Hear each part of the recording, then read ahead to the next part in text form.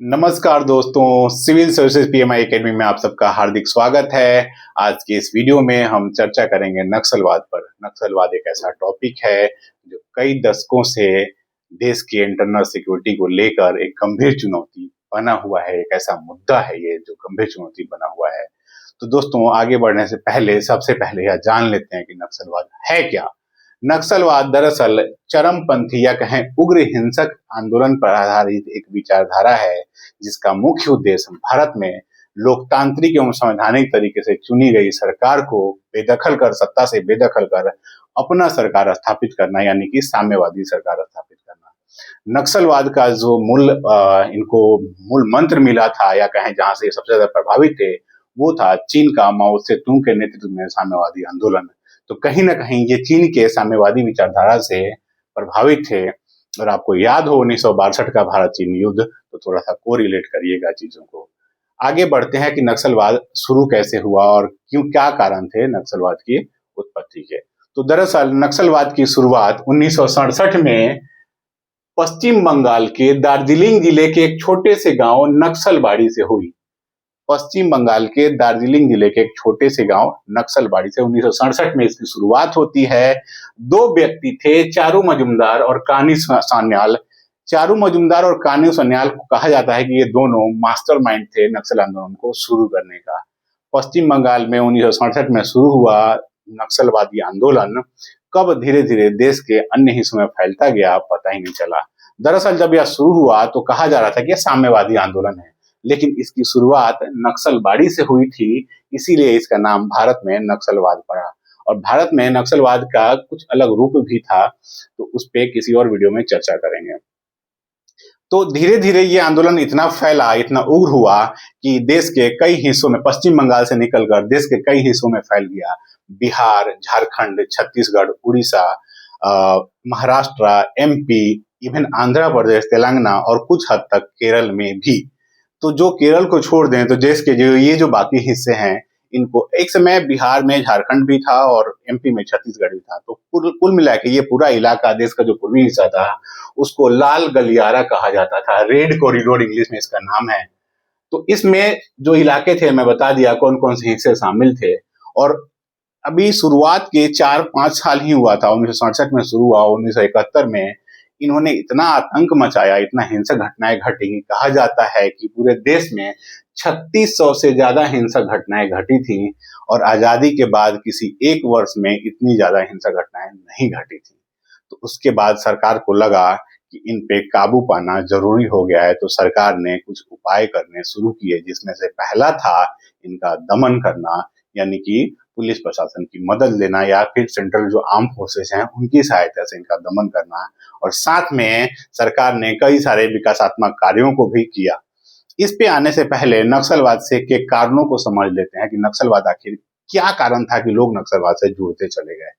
तो दोस्तों, नक्सलवाद से जुड़ने का लोगों का सबसे बड़ा कारण था, अगर आपको याद होगा, स्वतंत्रता आंदोलन हुआ तो उसके पहले भी जमींदारी प्रथा इन इलाकों में थी, बिहार, बंगाल, उड़ीसा वाले क्षेत्रों में। तो भूमिहीन किसानों की संख्या बहुत ज्यादा थी। ज्यादातर लोग भूमिहीन थे और बहुत कम लोग जमींदार थे, यानी कि जमीन का मैक्सिमम हिस्सा कुछ लोगों के पास था, और अधिकतम आबादी भूमिहीन थी, या फिर कुछ कट्ठा, या कुछ कह लें कुछ बेसिकली कुछ कुछ हिस्सों में उनके पास जमीन था। और कई ऐसे क्षेत्र थे बिहार, बंगाल, उड़ीसा के, बंगाल की जगह पश्चिम बंगाल आप समझिएगा, बिहार, पश्चिम बंगाल, उड़ीसा कई इलाके थे, या झारखंड के, या फिर कहें एमपी के, जहां पे भूमिहीन किसानों की आबादी बहुत ज्यादा थी। साथ में आदिवासी इलाकों में इनका फैलाव जब हुआ, तो आदिवासियों के बारे में ये कहा जाता है कि सरकार की जो आदिवासियों के प्रति नीति थी वो पूरी तरह से विकासात्मक नहीं थी, ऐसा आरोप लगाया जाता है। तो उन्होंने उनको भी विचारधारा से अपने प्रभावित किया और उनको भी आंदोलन में लिया। साथ में आदिवासी के शोषण के साथ साथ गरीबी, बेरोजगारी, ये सब आम मुद्दे थे। कई बार इन इलाकों में विकास भी हुआ, और विकास के कारण विस्थापन हुआ। तो विस्थापन के चलते जो परिवार विस्थापित हुए, उनके भी संवेदनाओं का दोहन किया गया। और एक और जो मेजर मुद्दा है वो था कि इन पूरे इलाकों में गवर्नेंस का अभाव था। सरकारी सुविधाएं पूरी तरह से नहीं पहुंच पाती थी। शिक्षा और स्वास्थ्य की जो बेसिक फैसिलिटी होती है, उनका भी वहां अभाव था। तो ये सब कारण थे। तो इन कारणों के साथ साथ जब सरकार ने देखा कि नक्सलवाद फैल चुका है, अब तो काबू पाना जरूरी है, तो सरकार ने कुछ उपाय अपनाए। उपाय क्या था कि 1971 में ऑपरेशन स्टीपल चेज चलाया गया, 2009 में ऑपरेशन ग्रीन हंट चलाया गया, उसके बाद सीआरपीएफ का एक स्पेशल कमांडो बनाया गया, कोबरा कमांडो कहते हैं। ये बेसिकली नक्सलियों से गुरिल्ला युद्ध लड़ने में ट्रेंड थे। और कुछ स्टेट्स गवर्नमेंट ने भी अपने अपने उपाय किए, जैसे कि आंध्र प्रदेश में ऑपरेशन ग्रे हाउंड चलाया गया, छत्तीसगढ़ में बस्तरिया बटालियन का गठन किया गया। इन सब का ये उपाय मतलब था कि नक्सलियों से सीधे सीधे तौर पे सरकार की पुलिस एजेंसियां या फिर सेंट्रल आर्म फोर्सेस वो लड़े या फिर वो उनका मुकाबला करें। इन सब में दो कमियां थी बेसिकली। एक, केंद्र राज्य के बीच में समन्वय का काफी अभाव था, आपसी समन्वय नहीं होता था। और दूसरा, खुफिया जानकारी का बहुत अभाव था। एक तरह से कहें, खुफिया जानकारी तो थी भी, बट लेकिन ठोस खुफिया जानकारी नहीं मिल पाती, जिसके कारण इनसे निपटना बहुत बड़ा चैलेंज हो गया था। उसके बाद 1967 से 2010 तक आते आते एक समय ऐसा आ गया कि देश का 17% भूभाग, मैं बोल रहा हूँ लगभग 17% भूभाग देश का नक्सलियों के प्रत्यक्ष अप्रत्यक्ष प्रभाव में आ गया। प्रभाव का मतलब ये था कि कहीं ना कहीं वहां पर उनका कई इलाकों में डायरेक्ट कंट्रोल भी था, पुलिस का पहुंच नहीं था, सरकारी एजेंसियों की पहुंच नहीं थी। लगभग 10% आबादी पे इनका प्रभाव आ चुका था 2010 तक आते आते। तो ये बेसिकली करते भी साथ में ये थे कि जब पुलिस एजेंसी वहां जाती भी थी तो ये घात लगाकर हमला करते थे और गुरिल्ला युद्ध रणनीति अपनाते थे। तो इससे क्या था कि ओवरऑल जो सरकार का इफेक्ट था वो कम हो गया। सरकार सड़क बनाती थी, सरकार स्कूल बनाती थी, सरकार और कोई अस्पताल या विकासात्मक कार्य करती थी, तो वो ये सब गोला बारूद से उड़ा देते थे। कई बार टावर लगाया गया, गोला बारूद लगा के उखाड़ दिया गया, है ना। तो ये सब के कारण वहां पे विकास भी पहुंचने, सरकार का काम था विकास को पहुंचाना, लेकिन वहां भी डेवलपमेंट हुआ नहीं। अब आते हैं कि अब नया क्या हुआ है और ये मुख्य टॉपिक चर्चा में क्यों है। तो दरअसल नक्सलवाद चर्चा में इसलिए है कि पिछले कुछ सालों में गृह मंत्रालय ने संकल्प लिया है कि 31 मार्च 2026 तक नक्सलवाद का देश से पूरी तरह से सफाया कर दिया जाएगा।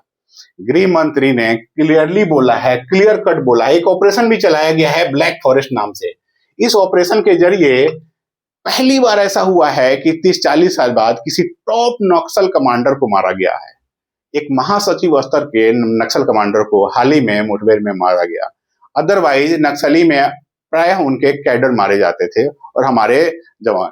तो इसमें क्या था कि ऑपरेशन ब्लैक फॉरेस्ट से नक्सलियों के बीच एक तरह से कहें घबराहट, थमथमाहट आ गई है कि अब क्या होगा उनका, वो अपने अस्तित्व बचाने में लगे हुए हैं। गृह मंत्री के इस ऑपरेशन ब्लैक फॉरेस्ट और कई सारे और भी जो कदम थे, उससे ऐसा हुआ है कि कभी 17% भूभाग पे कब्जा करने वाले और 10% आबादी पे अपना नियंत्रण रखने वाले नक्सली आज छत्तीसगढ़, कहें साधारण भाषा में तो छत्तीसगढ़ के 6-7 जिलों में सिमट के रह गए हैं, या फिर कहें देश के टोटल 8 से ज्यादा जिले इनके डायरेक्ट नियंत्रण में अब नहीं है। वो ऐसे इलाके हैं जो घने जंगलों वाले बसावट हैं। वहां पे सरकारी एजेंसियां डायरेक्टली जाएंगी अगर मान लीजिए हमला करने या फिर ऑपरेशन चलाने, तो आदिवासी जो बेकसूर जनता है उनके मारे जाने का खतरा ज्यादा रहता है। इसलिए यहाँ पे थोड़ा सहमा हुआ रणनीति अपनाई जा रही है, लेकिन सरकार अभी भी मैपिंग कर रही है, ड्रोन्स का इस्तेमाल कर रही है और इनको आत्मसमर्पण करने के लिए मजबूर कर रही है। तो गृह मंत्री अमित शाह जी ने कुछ ऑपरेशन एक ब्लैक फॉरेस्ट ऑपरेशन, साथ में उन्होंने 4-5 फॉर्मूला तय किया गृह मंत्री ने कि अब नक्सलियों का सफाया करना जरूरी हो गया है 31 मार्च 2026 तक। फॉर्मूला क्या था? उन्होंने क्लियर कट संदेश दिया है कि संघर्ष करोगे तो मारे जाओगे, और हमसे यानी कि लड़ोगे तो मरोगे, और अगर आत्मसमर्पण करोगे तो बचोगे। तो उन्होंने कहा कि कोई समझौता नहीं होगा आपके साथ, लड़ाई के करेंगे तो यदि आप आत्मसमर्पण करते हैं तो आपका स्वागत है हमारे पास, आप आइए और आपका स्वागत किया जाएगा। लेकिन अगर आप युद्ध करेंगे तो उसका एक ही परिणाम होगा कि 31 मार्च 2026 का जो डेडलाइन है तब तक आपको मिट्टी में मिला दिया जाएगा। उसके बाद सरकार ने कुछ विकासात्मक कार्य भी किए हैं जो पहले भी चला रहा था, लेकिन अब सुरक्षा एजेंसियों की मदद ली गई, अधिक से अधिक सुरक्षा एजेंसियों की तैनाती की गई, जो विकास हुआ वो वहां पे बरकरार रहा डेवलपमेंट। जैसे कि कुछ उदाहरण देता हूं कि नक्सल प्रभावित क्षेत्रों में, नक्सल प्रभावित राज्यों में 12,000 किलोमीटर से अधिक सड़कें बनाई गई हैं पिछले 8-10 सालों में। कम से कम 5,000 से अधिक मोबाइल टावर लगाए गए हैं। 1,000 से अधिक बैंकों के नए ब्रांच खोले गए हैं उन इलाकों में। सैकड़ों स्कूल और अस्पताल खोले गए हैं। अस्पताल और स्कूल ऐसे हैं, कुछ नए ऐसे स्किल सेंटर्स हैं जो हाईली क्वालिटी, उच्च गुणवत्ता वाले हैं। तो उससे नक्सलियों के बीच जो युवाओं की जनसंख्या है वो उनसे काफी प्रभावित हुए हैं।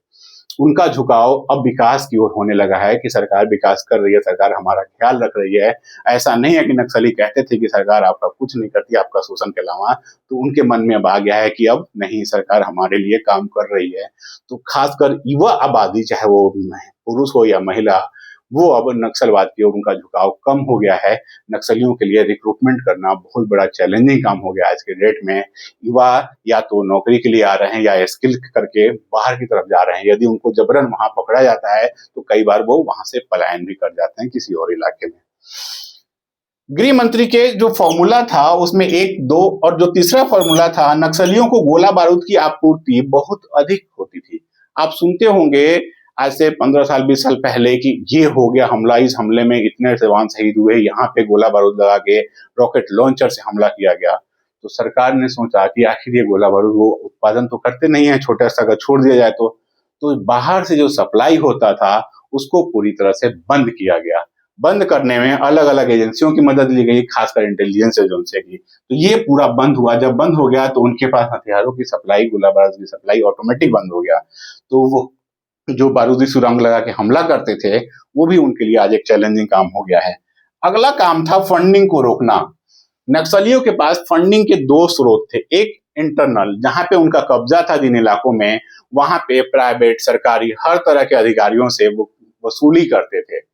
और साथ में उनको बाहर से भी पैसा मिलता था। बाहर में बैठे, शहरों में बैठे कुछ ऐसे लोग हैं जिनको अर्बन नक्सल की संज्ञा दी जाती है। अर्बन नक्सल वो लोग होते हैं जो शहरों के एसी कमरों में बैठ के उन आदिवासी इलाकों के या उन ग्रामीण इलाकों या लाल कॉरिडोरों के ग्रामीण इलाकों के नक्सलियों का समर्थन करते हैं, उनके लिए मीडिया में प्रचार करते हैं, इनडायरेक्टली डायरेक्टली उनके लिए कोर्ट में केस लड़ते हैं, कई बार सरकार के सामने वकालत करते हैं। इवन तो एक बार चीफ मिनिस्टर, गृह मंत्री जी का बयान आया था कि ऑपरेशन ब्लैक फॉरेस्ट को रोकने के लिए भी कुछ शहरी नक्सलियों ने उनसे संपर्क किया था। उन्होंने कहा नहीं, समर्पण करो, बस यही एक उपाय है। तो फंडिंग पे रोकने के लिए अर्बन नक्सलिज्म पे भी कंट्रोल किया गया, ऐसे लोगों पे भी नकेल कसी गई। तो फंडिंग को रोकने के लिए साथ सरकार ने क्या किया, 2 कदम उठाए। एक एनआईए की मदद ली गई, दूसरा ईडी का। छापेमारी की गई कई जगहों पे कि कौन कौन इनके फंडिंग कर रहा है। तो एनआईए और ईडी की मदद से अर्बन नक्सलिज्म और फंडिंग को भी रोका गया। अब आते हैं सरकार ने कुछ नया क्या किया विकास के नाम पे। विकास तो किया ही किया ये सब, साथ में सरकार ने एक रोशनी पहल शुरू करी और रोशनी स्कीम, और साथ में समाधान रणनीति अपनाया। दोस्तों, समाधान रणनीति अपने आप में एक टॉपिक है, इस पे मैं किसी और वीडियो में चर्चा करूंगा। आपसे आग्रह है कि आप रोशनी पहल, रोशनी स्कीम और समाधान को गूगल करके देखें कि ये है क्या।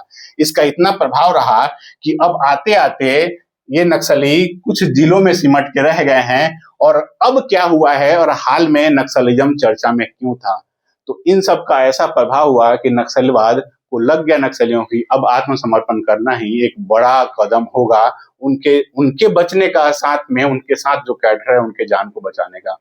दोस्तों, पिछले कुछ इसी अक्टूबर महीने में कुछ ऐसी घटनाएं हुई है ना, जो लग रहा है, जिससे लग रहा है कि 31 मार्च 2026 तक वाकई में नक्सलिज्म समाप्त हो जाएगा। क्या क्या है घटनाएं वो मैं बताता हूँ। बीते 14 अक्टूबर 2025 को मल्लोजुला वेणुगोपाल राव यानी एम वेणुगोपाल राव, जो कि 6 करोड़ का एक इनामी नक्सली था, इसने आत्मसमर्पण कर दिया है। और साथ में इन्होंने अपने 60 कैडरों के साथ आत्मसमर्पण किया है, गोला बारूद हथियार के साथ।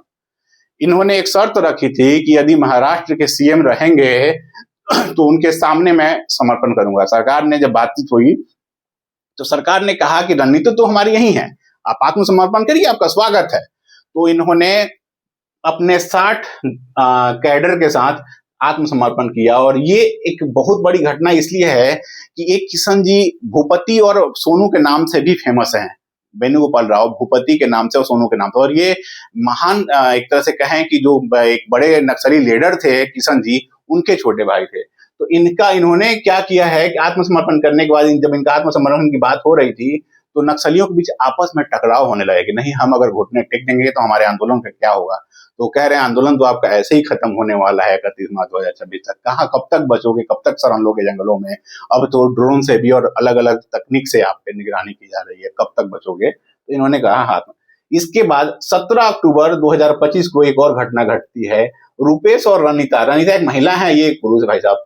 तो इन दोनों ने लगभग 208 कहा जा रहा है कि 200 से अधिक नक्सलियों के साथ आत्मसमर्पण किया है। 200 से अधिक नक्सलियों के साथ। एक और डाटा है कि बीते 20 महीने में छत्तीसगढ़ के बस्तर रीजन में 2000 से अधिक नक्सलियों ने आत्मसमर्पण किया है। तो दोस्तों, इन सब से ऐसा लग रहा है कि वाकई में गृह मंत्रालय का जो संकल्प है 31 मार्च 2026 का, वो शायद पूरा हो जाएगा और नक्सलवाद का पूरी तरह से देश से सफाया हो जाएगा। देश के सामने इंटरनल सिक्योरिटी के लेकर 3 बड़े मुद्दे थे। जम्मू कश्मीर का आर्टिकल 370, पूर्वोत्तर में उग्रवाद और तीसरा नक्सलवाद। आर्टिकल 370 तो अब नहीं रहा। पूर्वोत्तर में उग्रवाद को लेके लगभग 12 से अधिक समझौते हुए हैं पिछले कुछ सालों में और 12,000 से अधिक युवाओं ने हथियार डाले हैं। और रही बात नक्सलिज्म की, तो ये तो इस तक खत्म हो ही जाना है लगभग। लेकिन अब सवाल है कि क्या नक्सलिज्म वाकई में खत्म हो जाएगा। तो दोस्तों, नक्सलवाद में जो हिंसक आंदोलन है, मुझे उम्मीद है और उम्मीद करता हूं कि आप भी न्यूज़पेपर में पढ़े होंगे या सरकार को भी ऐसा लग रहा है कि ऑलमोस्ट खत्म हो ही जाना है, क्योंकि उसके बाद कुछ बचेगा नहीं इनके पास। जो बचेंगे वो आत्मसमर्पण करेंगे। लेकिन एक चीज होती है, नक्सलवाद एक विचारधारा है और विचारधारा कभी मरती नहीं है। तो उसको समय लगेगा उस विचारधारा को ही जाने में। जो अर्बन नक्सल्स हैं, जो अर्बन नक्सलवाद है, इसको खत्म करने में सरकार को समय लगेगा। यदि नक्सलवाद को ग्राउंड में छत्तीसगढ़ के या फिर कहें रेड कॉरिडोर में खत्म भी कर दिया जाए तो सरकार को यह ध्यान रखना होगा कि ये फिर से उभरे नहीं। उसके लिए जो विकासात्मक कार्य हैं और जो पुलिस बल की तैनाती है वो अचानक कम नहीं करनी पड़ेगी। सरकार को अपना लॉन्ग टर्म एक रणनीति ही बनाना होगा कि जब नक्सलवाद का सफाया हो गया है तो वो कंप्लीट उस उद्देश्य को आगे भी विकसित जारी रहे, नक्सलवाद दोबारा से न पनपे। दोस्तों, ये पूरा पेपर यूपीएससी जीएस पेपर 3 में, जो आप अगर मैंने बताया था कि आप यूपीएससी का सिलेबस पढ़िए, तो जीएस पेपर 3 में जो लास्ट के 5 बुलेट्स हैं उसके लिए आप देखेंगे तो वो पूरा इंटरनल सिक्योरिटी से जुड़ा हुआ मामला है। तो दोस्तों, इंटरनल सिक्योरिटी से आप टॉपिक आप यूपीएससी मेंस में देखें तो 2015, 2017, 2018, 2020, 2022 में नक्सलवाद से डायरेक्टली सवाल पूछा गया है। तो आप ये टॉपिक इतना इंपॉर्टेंट है, यूपीएससी में भी, यूपीपीसीएस का भी जो मेंस होना है मार्च के आसपास अगले साल, उसके लिए भी आप इस टॉपिक को तैयार करिए। मेंस पॉइंट ऑफ व्यू से टॉपिक काफी इंपॉर्टेंट है। साथ में प्रीलिम्स के लिए भी आपको लिए इंपॉर्टेंट है कि प्रीलिम्स में से जुड़े फैक्ट क्या क्या है, सरकार ने कौन सी रणनीति अपनाई, रोशनी किया है, समाधान किया है। सरकार ने एक और कार्यक्रम चलाया था, एडीपी आकांक्षी जिला कार्यक्रम, नीति आयोग के सहयोग से। इसको भी पढ़िएगा कि इसका क्या रोल रहा नक्सलवाद की समाप्ति में, है ना। और साथ में कौन किया था, नक्सलवादी से शुरू हुआ था, चारू मजूमदार का अनुसंधान, सारे पीटी से जुड़े फैक्ट्स हैं। मिलते हैं अगले वीडियो में आपसे, तब तक के लिए नमस्कार। आप हमसे रिक्वेस्ट है कि हमारे चैनल को सब्सक्राइब कीजिए और अपने दोस्तों के साथ शेयर करिए। धन्यवाद दोस्तों।